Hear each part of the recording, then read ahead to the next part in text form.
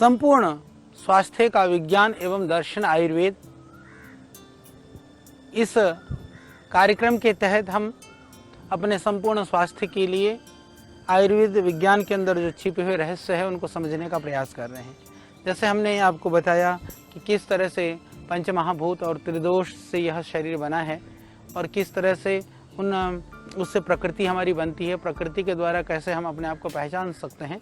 तो इसी में ही कुछ जो यह पंचमहाभूत और त्रिदोष से बना हुआ यह शरीर रूपी जो भवन है, उस भवन को किस तरह से हम उसको सुंदर रख सकते हैं, स्वस्थ रख सकते हैं, इसके लिए आयुर्वेद के अंदर हमारे यहाँ बहुत ही सुंदर रूप से 3 उपस्तंभ के विषय में चर्चा की गई है। तो ये 3 उपस्तंभ जो है आयुर्वेद के बहुत महत्वपूर्ण अंग हैं। आज हम इसी के ऊपर बात करेंगे कि जो हमारा जो आयुर्वेद के अनुसार शरीर रूपी जो भवन है वह पंच महाभूतों के मिश्रण वाले 3 तत्व, यानी कि पंच महाभूत वो तीनों तत्वों के अंदर हैं, उन 3 तत्वों से बना है। इस शरीर रूपी भवन को सुदृढ़ और स्वस्थ रखने के लिए आयुर्वेद ने जिन 3 उपस्तंभ का वर्णन किया है वो 3 उपस्तंभ है। त्रयोपस्तंभाः आहार निद्रा ब्रह्मचर्य इति। आहार, निद्रा और ब्रह्मचर्य। तो जिस प्रकार से किसी भवन को खड़ा करने के लिए आपने देखा होगा कि जितने मजबूत उसके नींव खोद करके हम नीचे से जो पिलर्स उठाते हैं उतना ही भवन को हम बड़े बड़े स्तर पर ले जा सकते हैं। जो ऊंची ऊंची जितनी अट्टालिकाएं होती हैं उनका जो नींव है, उनके जो पिलर्स हैं वो उतना ही गहरा होता है। इसी तरह से जो जीवन रूपी जो खंभा है, इसको उसके बिना उसी शरीर को धारण करने के लिए इन उपस्तंभों का महत्व है। यानी कि ये जीवन के पिलर्स हैं, इनके पिलर्स के आधार पर ही ये जीवन टिका रहता है।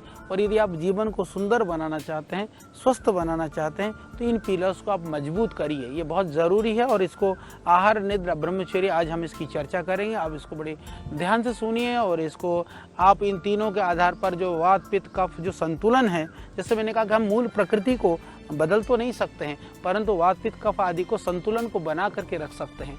इसके लिए ये जरूरी है कि संतुलन को बनाने के लिए क्या करें, तो उनमें 3 ही चीज़ हैं कि आहार, जितने भी हम अपने अंदर ग्रहण करते हैं वो सब आहार के अंदर आता है। फिर निद्रा, जो हम सोते हैं, कैसे सोना है, कब सोना है। और तीसरा हमारी जो विचार या जिसको हम ब्रह्मचर्य कहते हैं, जो संयम, सदाचार या जो गारस्थ धर्म है, विशेष कर करके जितने भी जो हमारी मानसिक की डिजायर्स हैं, शारीरिक की जो डिजायर्स हैं, उनको हम कैसे व्यवहार करते हैं, कैसे पूरा करते हैं, इसके ऊपर ही सब कुछ यह शरीर रूपी जो भवन है वो टिका हुआ है। और इनके तीनों चीज़ जब संतुलित रहेंगे, वात, पित्त, कफ दोष संतुलित रहेंगे, तो ये भवन संतुलित और स्वस्थ रहेगा। इस भवन को संतुलित रखने के लिए जो 3 तत्व हैं, आज हम उसकी चर्चा करेंगे। पहला, उत्तम आहार। आहार के विषय में, क्योंकि स्वास्थ्य के निर्धारित जितने भी तत्व हैं उनमें से आहार बहुत ही प्रमुख है, आप ये समझिए। यानी कि युक्ति संगत आहार के बिना स्वस्थ रहना असंभव है।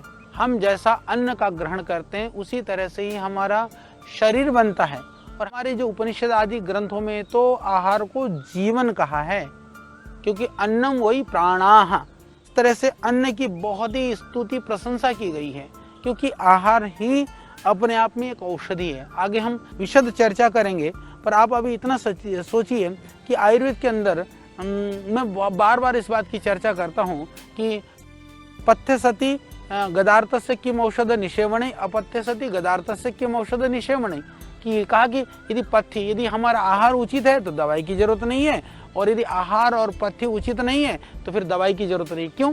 क्योंकि आहार के द्वारा ही हम बहुत रोगों को ठीक कर सकते हैं। आहार को ठीक नहीं करेंगे तो कितनी भी दवाई खा लें, बीमारी ठीक होना कठिन होता है। इसीलिए आहार को वास्तव में अपने आप में ही एक इसको औषधि कहा गया है, या ये एक तरह से औषधि है, जिससे शरीर के दोष, धातु और मल का प्रीणन, मतलब कि पोषण होता है, और प्राणों का आप्यायन होता है, यानी कि वृद्धि भी होती है। प्रीणन होता है, आप्यायन होता है, यानी कि उससे पोषण होता है, इससे वृद्धि और पुष्टि होती है।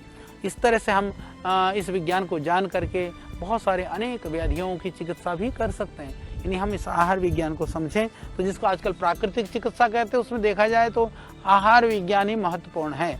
आहार का प्रभाव केवल शरीर पर नहीं, मन पर भी समान रूप से पड़ता है। और इसका इसीलिए आप जानते हैं कि एक कथन भी है, लोक प्रसिद्ध एक उक्ति भी, जैसा हम कहते हैं ना, जैसा खाए अन्न वैसा बने मन, वैसा रहे मन, जैसा अन्न वैसा मन। तो ये जरूरी है कि हम अन्न को उचित मात्रा में सही ले लें। आहार हमारे शरीर व इंद्रियों को पुष्ट करता है, प्राणों को आहार बलवान बनाता है और अंततोगत्ता वो आहार ही हमारे मन की प्रवृत्तियों का भी पोषण करता है। हमारे मन उसी आहार के आधार पर ही फिर उसका मन की स्थिति का निर्माण होने लगता है। अब इसको समझने की बात है, यदि हम चाहते हैं कि आहार हमारे स्वास्थ्य के लिए हितकर बने, हितकर सिद्ध हो, तब हम क्या करें कि जब हम इसकी सेवन के लिए सिर्फ मात्र स्वाद के लिए नहीं, लोग स्वास्थ्य के लिए हम आहार खाएं। हम कहते कि स्वाद नहीं आया, ये तो मज़ा नहीं आया। अरे भाई, मज़े के लिए नहीं, स्वाद के लिए नहीं, सेहत के लिए खाइए। मज़ा तो सेहत ठीक रहेगा तो आएगा ना। स्वाद का मज़ा तो थोड़ी देर का है। रसगुल्ला खाया, वो मज़ा कितने देर आया, जब तक खाया तब तक, पर उसका परिणाम जिंदगी भर भुगता। तो इसलिए स्वाद के लिए नहीं खाना है, खाने से जिंदगी का स्वाद मिले इसके लिए खाना है। तो स्वाद तो मिलेगा, आपको छोटा स्वाद लेना है या बड़ा स्वाद लेना है, तय आपको करना पड़ेगा। तो मैं जरूर निवेदन करूंगा कि हम बड़े स्वाद के लिए छोटे स्वाद के चक्कर में ना पड़ें। इसीलिए स्मरण हम ये रखें कि हमारा जीवन खाने के लिए नहीं है, पर यह खाना जीवन जीने के लिए है। और आयुर्वेद में तो बहुत प्रसिद्ध लोकोक्ति, एक किंवदंती भी है कि चरक ऋषि ने कहा कि उन्होंने प्रश्न किया कि कौन व्यक्ति स्वस्थ रहता है। इस उत्तर में वाग्भट्ट जी ने उत्तर दिया था, को रुक। जब चरक ने पूछा तो वाग्भट्ट ऋषि ने उत्तर दिया था, हित भुक, मित भुक, ऋत भुक। ये बहुत महत्वपूर्ण है। तो इस चीज़ को हम जरूर याद रखें और हम इस बात को अपनी परंपरा में, अपने परिवार में, अपने दोस्तों में, अपने मित्र मंडली में प्रयास करें। इस आयुर्वेद के नॉलेज को फैलाइए।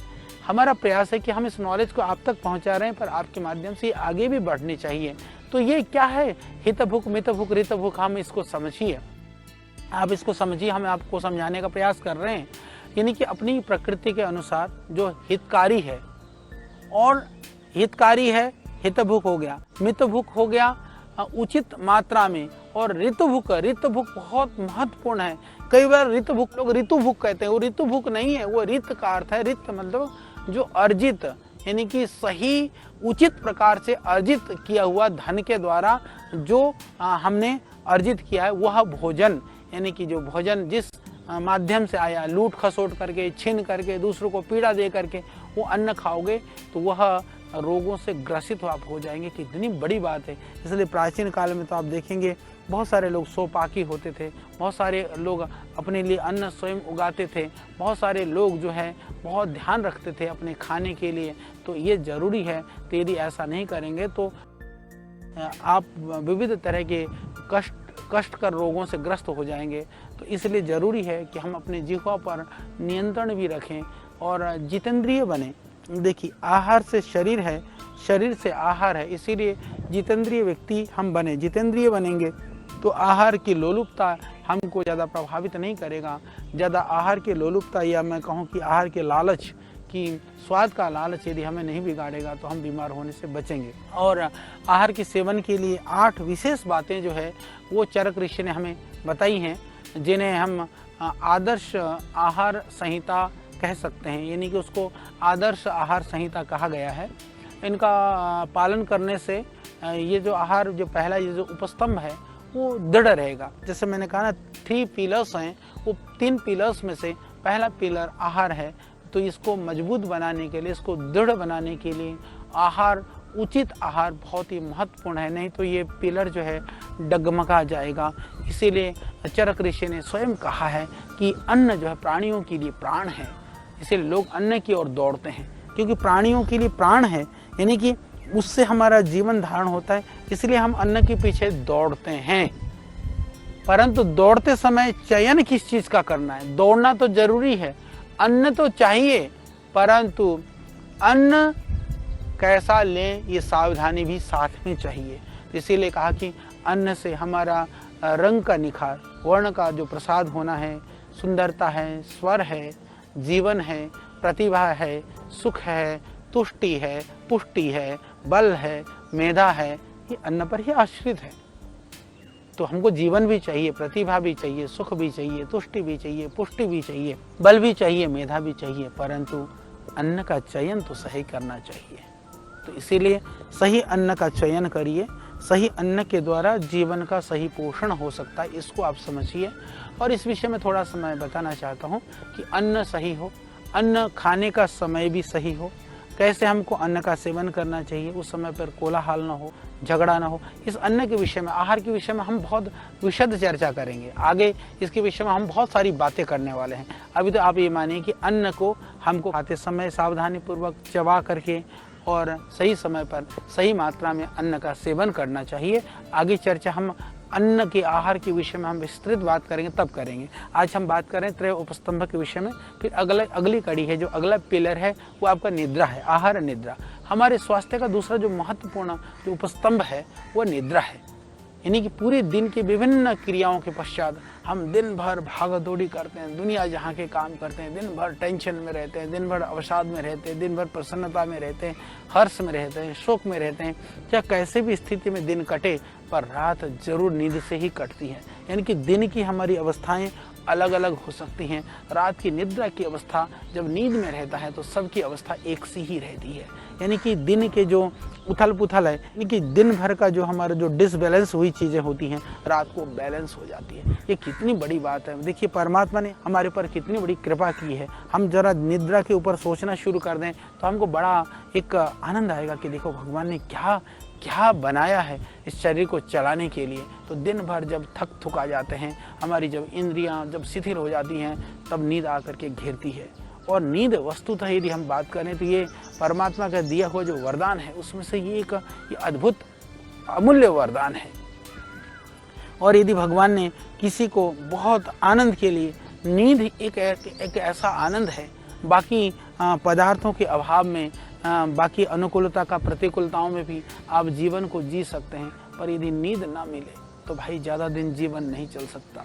तो ये परमात्मा का वरदान है। यानी बहुत साधन होने पर भी खाने के लिए पेट तो हम किसी भी अन्न से भर सकते हैं, पर नींद पूरी चाहिए। ये अलग बात है कि जब थक जाते हैं तो एक गरीब किसान, एक गरीब मजदूर, वो बेचारा पत्थर को सिरहाना बना करके भी आनंद से सो लेता है। एक जिसके पास साधन संपन्नता है वो मुलायम बिस्तरों पर भी नींद नहीं ले पाता है, पर नींद के लिए वो प्रयास करता है। इसीलिए परमात्मा की बहुत ही अमूल्य देन है।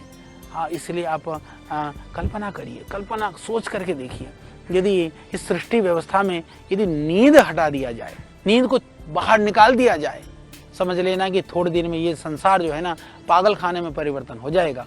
सारे पागल हुए मिलेंगे। आप सोचो, हम ये यदि कोई ये आदेश कर दे कि 10 दिन तक कोई नहीं सोएगा, 11वें दिन तक आधे तो मरे पाओगे, आधे पागल पाओगे, आगे जो है ना और कुछ हुआ पाएगा। तो इसीलिए यह इंद्रिय और मन सहित शिथिल और निष्क्रिय हुआ देवी जो शरीर है, निद्रा देवी की गोद में जाकर के पुनः तरोताजा और स्फूर्तिमान हो जाता है। तो इसीलिए भगवान ने शिशु के तीव्र शारीरिक और मानसिक विकास के लिए 24 घंटों में लगभग, छोटा बच्चा आपने देखा होगा कि वो 18-20 घंटा सोता है। फिर धीरे धीरे जो है एक वयस्क व्यक्ति, नींद कितनी होनी चाहिए ये भी मैं बहुत स्पष्ट करना चाहता हूँ कि लगभग 6 घंटे की निद्रा तो जरूरी ही है। किसी किसी को 8 घंटे की निद्रा की आवश्यकता है। 6 घंटे से कम नींद आती है तो समझ लेना कोई रोग है। 8 घंटे से ज़्यादा सोते हैं तो समझ लेना जरूर कुछ गड़बड़ है। यानी कि 6 घंटा मिनिमम, मैक्सिमम 8 घंटे की ये नींद पर्याप्त और हितकर है। आयुर्वेद की दृष्टि से यह पर्याप्त है। तो उचित समय पर गाढ़ी नींद में जो सोने वाला जो व्यक्ति है, उसके लिए शास्त्रों में कहा, आयुर्वेद में कहा कि उसमें प्रसन्नता होती है, पुष्टि होती है, शक्ति होती है, पौरुष आता है, ओज, तेज, कांति, ज्ञान, आयु, इस सब की वृद्धि होती है। इन सब की प्राप्ति के लिए भी नींद बहुत जरूरी है। इसके अलावा जो नहीं सोता है, नींद नहीं आती है, जिसको कमजोर होगा, दुबला पतला होगा, निस्तेज होगा, चिड़चिड़ा होगा, उसको तो ये कहा गया कि वो नपुंसक हो जाएगा, जड़ बुद्धि होगा, मानसिक रूप से दुखी होगा। उसको नींद नहीं आती है ना, वो चिड़चिड़ी करता रह जाता है। उसके चेहरे पर आप देखिए, उसके मन पे आप देखिए, वो कहेगा कि जी आज तो नींद भी नहीं आई। तो इसीलिए प्रयास करिए, ये ध्यान रखिए, ये बहुत ज़रूरी है कि नींद के लिए सही समय का चयन ये बहुत ज़रूरी है। निद्रा के विषय में भी हम और चर्चा करेंगे कि हम कई लोग बहुत सोते समय कितना गद्दा कितना मोटा होना चाहिए, सोते समय किस तरह से हमको लेटना चाहिए, कि सोने की स्थिति भी आप ठीक है करवट में सो सकते हैं पर हाथ पैरों को सीधा रखिए, ज़्यादा मोटा तकिया ना रखें। और सोने का जो उचित समय है वो यदि आयुर्वेद की दृष्टि से देखें तो लगभग 10 बजे तक हमको सो जाना चाहिए, नहीं तो 11 बजे से पहले हर हालत में सो जाना चाहिए। 11 बजे भी सो करके 6 घंटा सोते हैं तो आप जो है 5 बजे तक आपको उठ जाना चाहिए। तो आप 9 बजे सो करके 10 बजे सो करके आप 4 बजे उठें, 11 बजे भी सोते हैं तो आप 5 बजे उठें। यदि मैं कहूँ कि 10 और 11 के बीच में सो जाएं, 4 और 5 के बीच में उठें, आधा घंटा आगे पीछे हो जाए पर इससे ज़्यादा आगे पीछे नहीं होना चाहिए। यूँ तो शास्त्रों में ब्रह्म मुहूर्त में जल्दी उठने की बात की गई है, तो और ये देखा भी गया है। यदि मैं इसको वात पित्त कफ से जोड़ूं तो क्योंकि रात्रि को प्रबल होता है, आपने देखा होगा कि प्रातः काल का जो समय होता है वो कफ प्रधान होता है और मध्याह्न को पित्त होता है और रात्रि को वायु प्रधान होता है। तो वायु के समय पर हम शयन करें और कफ की प्रबलता होने से पहले पहले जग जाएं। वायु जो है वो गति प्रदान करता है, तो मल आदि विसर्जन के लिए भी बहुत ज़रूरी है। और इसीलिए हमारे शास्त्रों में प्रातःकाल उठने को उसकी बहुत ही महत्ता बताई गई है, बहुत उसकी महत्ता मानी गई है। और ब्राह्मे मुहूर्ते बुद्धेत पुरुषो रक्षार्थम आयुषः, इस तरह से कहा कि यदि आप आयुष की रक्षा करना चाहते हैं तो जो समझदार व्यक्ति है वो प्रातःकाल जरूर उठें। अंग्रेजी में भी प्रसिद्ध कथन है, early to bed and early to rise makes a man healthy wealthy and wise. परंतु आज भोगवाद और भौतिकवाद के इस युग में रात को देर से सोते हैं लोग, 12-1 कुछ तो उठने के टाइम पर सोते हैं, 3-4 बजे सो जाते हैं और सुबह कोई 9, 10, 11, 12 बजे तक। अभी लॉकडाउन है, लोग सोचते हैं कि क्या करें, पड़े पड़े सोते रहते हैं। नहीं, सोना उतना ही चाहिए जितना शरीर के लिए ज़्यादा ज़रूरी है। जिस तरह से निद्रा बहुत ज़रूरी है, इसी तरह से अति निद्रा करना भी शरीर के लिए हानिकारक है। ये हमेशा ध्यान रख लेना, ये शरीर और मन के स्वास्थ्य के लिए जो है बहुत ही घातक है। ये हमेशा ध्यान रख लीजिएगा कि खाना बहुत महत्वपूर्ण है पर अति भोजन जिस तरह से हानिकारक है, इसी तरह से अति निद्रा भी बहुत ही हानिकारक है। और इसको हमेशा ये ध्यान रख लेना कि अनिद्रा कम सोना स्वास्थ्य के लिए हानिकारक है, तो अधिक सोना अति निद्रा भी। आलस्य, निष्क्रियता, कफ का प्रकोप, मोटापा, मंदाग्नि, इन सारे रोगों का वो जनक है, उसका बाप है। तो इस बाप से बचना चाहते हो तो मेरे भाई समय पर उठो, समय पर सो, ये बहुत ज़्यादा जरूरी है। और इसी तरह से तीसरा है, बहुत महत्वपूर्ण कड़ी है, ब्रह्मचर्य। शरीर का ये महत्वपूर्ण उपस्तंभ है। ब्रह्मचर्य का अर्थ है संयम पूर्वक जीवनचर्या का पालन करते हुए वीर्य की रक्षा करना। हम जो कुछ भी खाते पीते हैं, पाचन होने के बाद में सार रूप में जो धातु बनती है उसे ही वीर्य और शुक्र कहा गया है। और आयुर्वेद के अनुसार शरीर का बल इसी शुक्र और रज के आधार पर ही है। इस तथ्य की जो सिद्धि है इन वचनों से भी होती है कि अग्नि पर बल तथा शुक्र पर जीवन निर्भर है। यानी कि अग्नि से पाचन होने से शक्ति आती है। और इसमें जो मॉडर्न जो मेडिकल वाले हैं और आयुर्वेद की जो हमारी परंपरा में, हमारी भारतीय संस्कृति मूल्य परंपरा में थोड़ी भिन्नता है। पर मैं ये जरूर कहना चाहता हूँ कि जो संयमी होता है उसके चेहरे पर तेज होता है, उसके जीवन में उत्साह होता है, उसके शरीर में बल होता है। पर जो असंयमी होता है चेहरे पर पीलापन होता है, उसके अंदर जो है बहुत शिथिलता, निस्तेज होता है। इसीलिए स्पष्ट है कि साधना संयम से शक्ति, असंयम से जो है मृत्यु तक प्राप्त हो सकता है। इसीलिए शास्त्र में कहा, मरणम बिंदु पातेना जीवनम बिंदु धारणात्। बड़ी बात है कि बिंदु पात से नहीं, ओज का जो हमारा शुक्र का क्षय से जीवन में जो है क्षरण से मरण होता है और संरक्षण से जीवन का धारण होता है। बिंदु शब्द ये इसके लिए शुक्र के लिए कहा गया है। तो ब्रह्मचर्य के विपरीत यदि आप विलासिता पूर्वक बहुत ज़्यादा कामुकता में या सेक्स आदि संभोग आदि में जो वीर्य का क्षरण करते हैं, नाश करते हैं।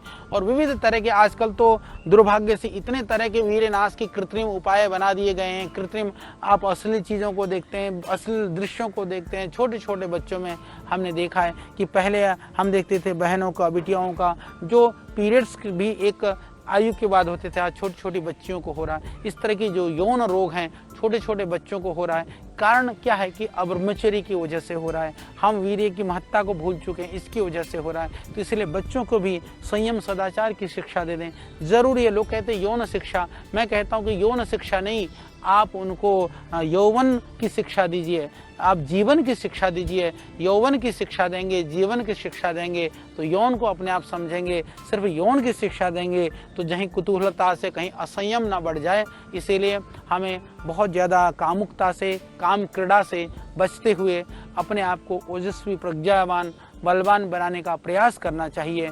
इससे शरीर का जो आवश्यक, इसीलिए उपस्तंभ कहा गया है। कहीं कहीं आयुर्वेद में अब्रह्मचर्य का शब्द का भी प्रयोग मानते हैं, पर अब्रह्मचर्य का मतलब यह है कि आप संयम से एक उचित मात्रा में आप सीमा के अंदर ही रह करके आप अपनी जो शारीरिक डिजायर्स कहिए या जो सेक्सुअल जो गतिविधियां कहिए या जो दैहिक संबंध आदि की जो क्रियाएं हैं एक सीमा में करना चाहिए, यानी कि स्वच्छंद रूप से नहीं करें। वीर्य शब्द से पुरुष के लिए शुक्र है, वह स्त्रियों के लिए रज समझना चाहिए। ब्रह्मचर्य का पालन दोनों के लिए ही जरूरी है। इसका विधान स्त्री और पुरुष दोनों के लिए किया गया है। आप यहाँ पर ध्यान देने योग्य बात यह है कि ब्रह्मचर्य का पालन करने से व्यक्ति को थोड़ा सा ये भी ध्यान देना चाहिए, उत्तेजक खान पान, उत्तेजक दृश्य, उत्तेजक रहन सहन से बचकर रहना भी जरूरी है। शुद्ध आचरण हो, सादा खान पान हो और थोड़ा सा ब्रह्मचर्य की महत्ता को जो समझेगा, यानी जो ब्रह्मचर्य की महत्ता को समझेगा, जिंदगी में सादगी से रहेगा, जो जिंदगी से सादगी से रहेगा, ब्रह्मचर्य का पालन आराम से करेगा। और शास्त्रों में तो, वेद में तो इतना तक कहा गया, ब्रह्मचर्य तपसा देवा मृत्यु घनतः, यानी कि देवता लोगों ने ब्रह्मचर्य के द्वारा मृत्यु को भी परास्त किया था। एक ये बड़ी बात है। तो आइए ये आहार निद्रा ब्रह्मचर्य के उचित पालन से, उचित व्यवहार से हम अपने आप को स्वस्थ, निरोग और निरामय बनाएं और जो अपने प्रकृति को पहचाने, वात पित्त कफ दोषों से निवृत्त होकर के आनंदमय जीवन को जिएं। तो आज आपने इस उपस्तंभ को समझा, फिर हम इस आयुर्वेद के स्वस्थ विज्ञान के अंतर और विषयों के साथ फिर हम अगली कड़ी में उपस्थित होंगे आपके बीच।